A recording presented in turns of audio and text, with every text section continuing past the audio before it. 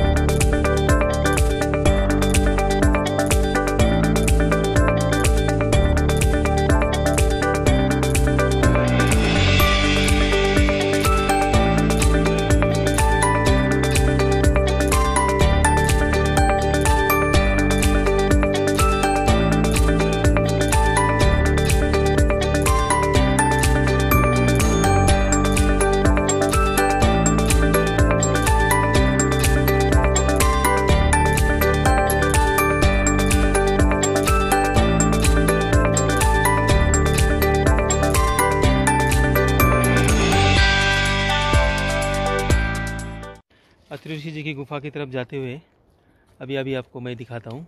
देखिए सामने ये दिख रहा है, एक विशाल सा पेड़ गिरा है थोड़ी देर पहले ही और सूख गया होगा वो पेड़। और ये सामने आके ये देखिए पूरा रास्ते पे टूट के गिरा हुआ है। ऐसे हादसे होते रहते हैं, लेकिन आज तक कभी किसी को प्रॉब्लम नहीं आई। अक्सर ये डॉगी मेरे को हेल्प करता है, जब भी मैं इधर आता हूँ मेरे साथ चलता है, मेरे आगे आगे चलता है और रास्ता दिखाता है। ये देख रहे होंगे आप, ये अभी बिल्कुल ताज़ा सा टूटा पड़ा है, ये कुछ ज़्यादा समय नहीं हुआ उसको।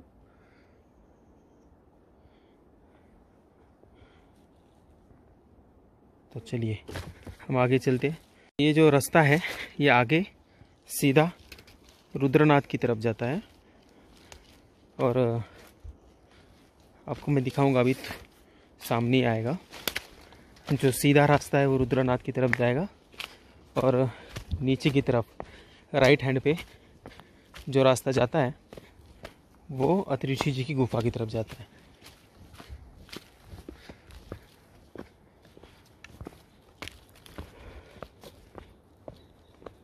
ये देखिए यहाँ पे लिखा हुआ है, अगर आप सीधा जाते हो तो 12 किलोमीटर रुद्रनाथ, जो ऊपर की बर्फीली पहाड़ी है उसको पार करके जाना पड़ता है। और आप नीचे राइट की तरफ जाएंगे लगभग 50 मीटर, मतलब 150 फीट लगभग नीचे की तरफ जाओगे तो अत्रि ऋषि जी की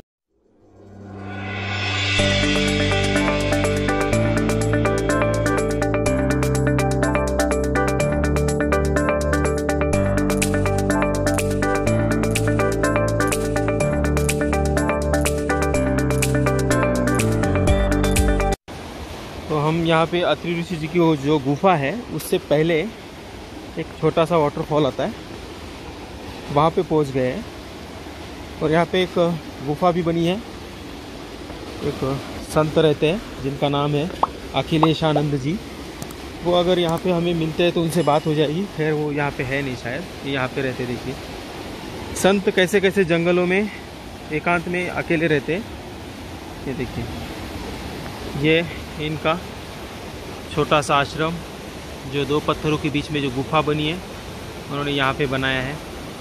लाइट की व्यवस्था नहीं होती तो उन्होंने यहाँ पे सोलर प्लेट्स लगाई हुई है, यहाँ पे दिख रहे हैं आपको। तो हम यहाँ से आगे बढ़ते हैं। मुझे लगता है कि वो शायद ध्यान साधना करने के लिए गए होंगे यहाँ से आगे, वो हमें कहीं ना कहीं दिख जाएंगे, तो फिर हम उनसे वहाँ पे बातचीत करेंगे।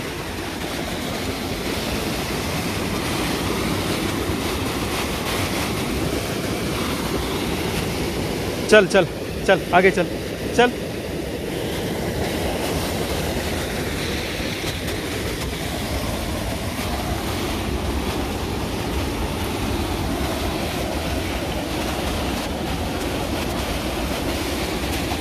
तो ये नज़ारा आप देख रहे होंगे कितना अद्भुत और कितना मन को प्रसन्न करने वाला है।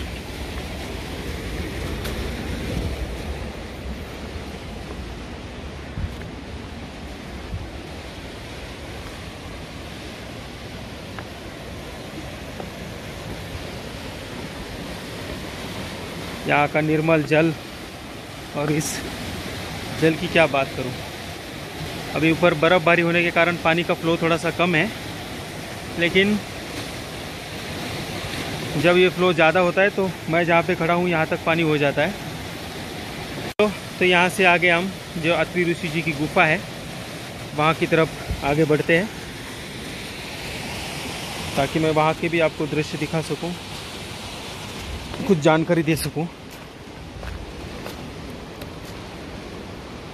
पत्थर का रास्ता है तो शायद मैं सही ढंग से आपको नहीं दिखा पा रहा हूं।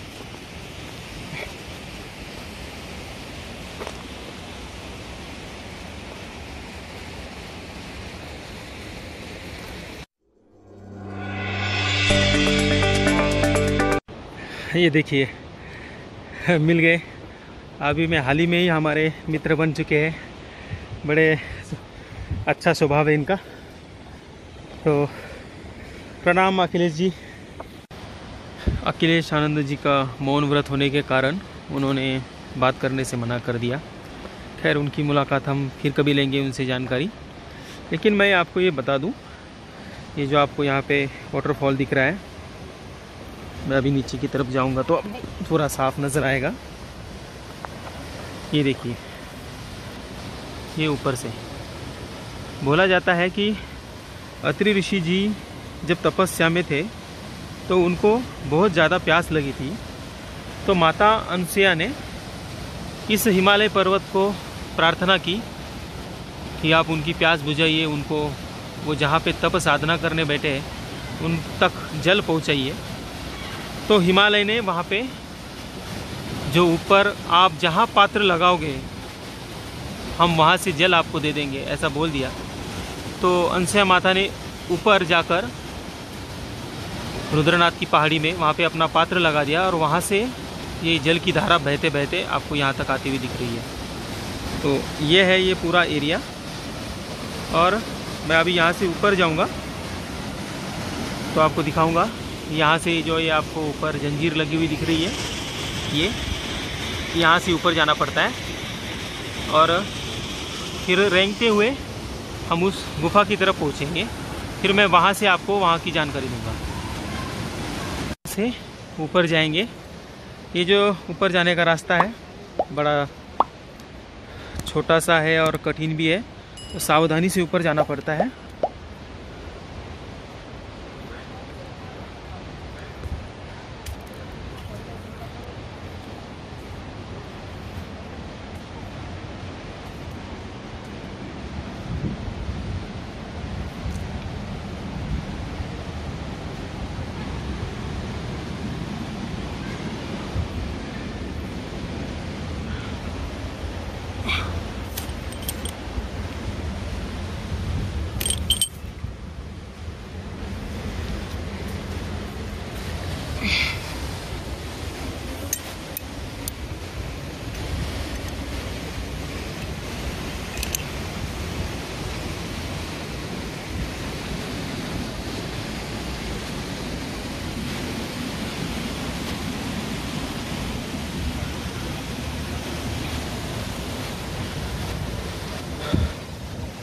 तो आप ये देख रहे हैं यहाँ से रेंगते हुए नीचे जैसे वहाँ पे जाना पड़ता है। तो ये मोटे लोगों के बस का तो काम नहीं है। तो हम धीरे धीरे चलते हैं।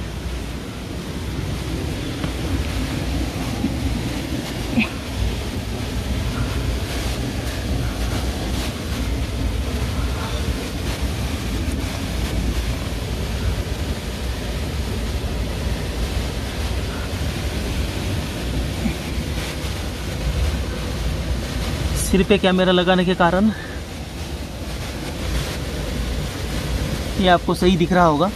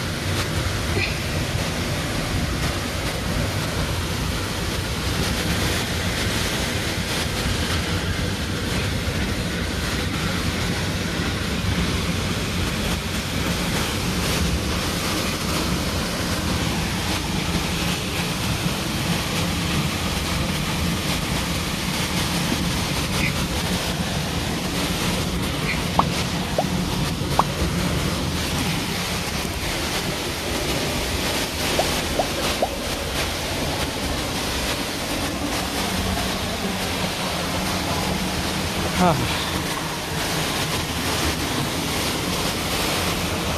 ये देखिए इस जगह से रेंगते हुए आना पड़ता है।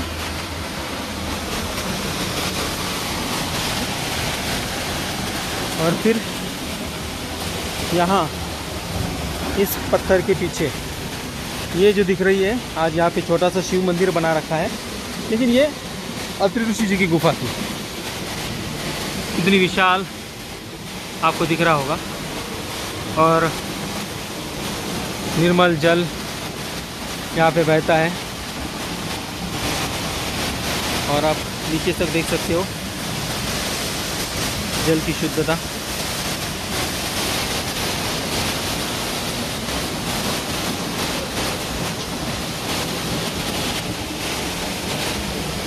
तो मैं आपको बता दूं, ऐसी ही सेम धारा मंदाकिनी जो नाम की नदी है, एमपी और यूपी के बॉर्डर के बीच में आता है चित्रकूट, जहाँ पे बोला जाता है कि जो माता अनसुया है उन्होंने दर्शन दिए थे सीता माता को, और वहाँ पे भी ऐसी ही सेम मंदाकिनी नदी की धारा बहती है और ऐसा ही दृश्य आपको वहाँ पे भी देखने को लगभग मिल जाएगा। ऐसा ही कुछ परिसर है वहाँ का भी। तो कुछ विशेषताएं होती है, साधु संत जहाँ पे तपस्या करते हैं। ये आपको जो दिख रहा है यहाँ पे, ये जो गुफा है, इसकी विशालता ये दर्शाती है कि कितने कठिन तपस्या से अत्रि मुनि ऋषि यहाँ पे रहे होंगे, और तभी परमात्मा ने खुश होकर उनको अपने आप को ही दान दे दिया, और परमात्मा खुद उनको उनके पुत्र के रूप में उनको मिल गए। तो ये ऐसी अद्भुत जगह है। हज़ारों साल यहाँ पे अत्रि ऋषि जी ने तपस्या की थी। ये जो गुफा का विशाल स्वरूप नज़र आ रहा है आपको, ये विशाल स्वरूप ये दर्शाता है कि त्रेता युग के जो मनुष्य थे, त्रेता युग के पुरुष जो थे, वो काफ़ी बड़े ऊंचे कद के होते थे। तो आप ये सोच रहे होंगे कि फिर आप जिस जगह से रेंगते हुए आए वहाँ से वो कैसे आते होंगे। एक्चुअली ये जगह के लिए बाद में वो रास्ता बना है, पहले यहाँ आने के लिए कोई रास्ता नहीं था। तो अत्रि ऋषि जी तो सामर्थ्य के द्वारा यहाँ तक पहुँचते थे, और वो बैठे ही इसलिए इस जगह पे थे कि कोई उन तक ना पहुँचे, उनकी तपस्या में कोई उनको भंग ना करे, उनको तपस्या में कोई दिक्कत ना दे, इसलिए इस जगह पे अत्रि ऋषि जी रुके थे। तो ऐसी ये अद्भुत जगह है। और फिर बोला जाता है कि बाद में जो जिस रास्ते से मैं आया हूँ उधर ही सोम ऋषि और दुर्वासा ऋषि, उनके भी तप साधना के स्थान है, लेकिन उसकी कोई सुनिश्चिति नहीं है। लेकिन ये जगह की सात्विकता और यहाँ की जो विशेषता है, ये स्पष्ट रूप से दर्शाती है कि ये कोई साधारण जगह नहीं है, ना कोई ये साधारण व्यक्ति के बस की बात है। यहाँ पे एक अन्य धर्म के संत भी रहते थे कुछ समय के लिए, लेकिन यहाँ पे रहना बहुत मुश्किल होता है, तपस्वियों के बस की ही बात है। जैसे मैंने आपको अभी अखिलेशानंद जी को दिखाया था, उन्होंने मना कर दिया आगे उनके बारे में जानकारी देने के लिए, लेकिन वो भी एक तपस्वी है, लगभग यहाँ पे 10-12 साल से यहाँ रहते हैं और यहीं पे रहकर वो अपनी तप साधना करते हैं। तो इन ऋषि मुनियों का भी जीवन देखने के बाद आपको पता चलता होगा कि कुछ तो होगा प्रपंच से विमुख होने का कारण। यहाँ के प्रकृति की अपनी एक अलग झलक है, यहाँ की सात्विकता, यहाँ का वातावरण ये दर्शाता है कि अत्रि जी के समय पे ये वातावरण कितना प्रसन्न और कितना उल्लासित होगा। क्योंकि आजकल ये पर्यटन क्षेत्र बन गया है, तो बहुत से लोग आते जाते, एकांत यहाँ का लगभग ख़त्म हो गया है। लेकिन फिर भी अगर शहरों के मुकाबले देखा जाए तो यहाँ बहुत सुकून, बहुत शांति है। तो ये जो अत्रि ऋषि की गुफा है आपको यहाँ पे साफ नज़र आती होगी, इसकी विशालता ये देखिए। अभी वहाँ पे छोटा सा जो मंदिर बना है वो भी दिख रहा है आपको। ऐसी छोटी छोटी गुफाएं और भी हैं यहाँ पे।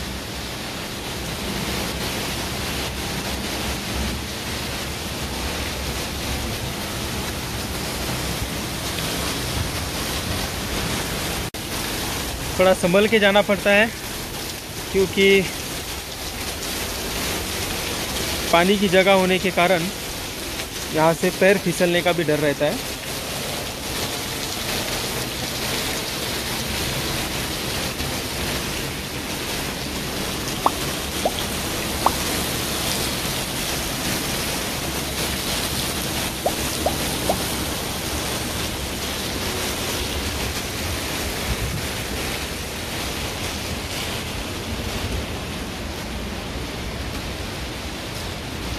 अब ये आपको दिख रहा होगा, यहाँ से उतरना पड़ता है बिल्कुल संभाल के।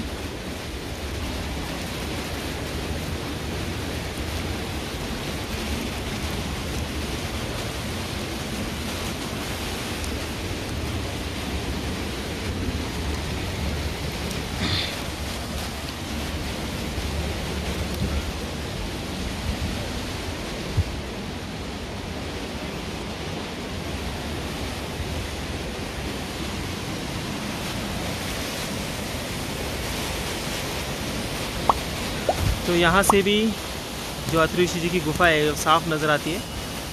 जिस जगह से हमें रेंगते हुए आना पड़ता है वो ये जगह है। इन दो पत्थरों के बीच में से नीचे से आना पड़ता है और ये है वो अत्रि ऋषि जी की गुफा। तो चलो मिलते हैं नेक्स्ट वीडियो में ऐसी कुछ रोचक जानकारी लेते हुए। दंडवत प्रणाम।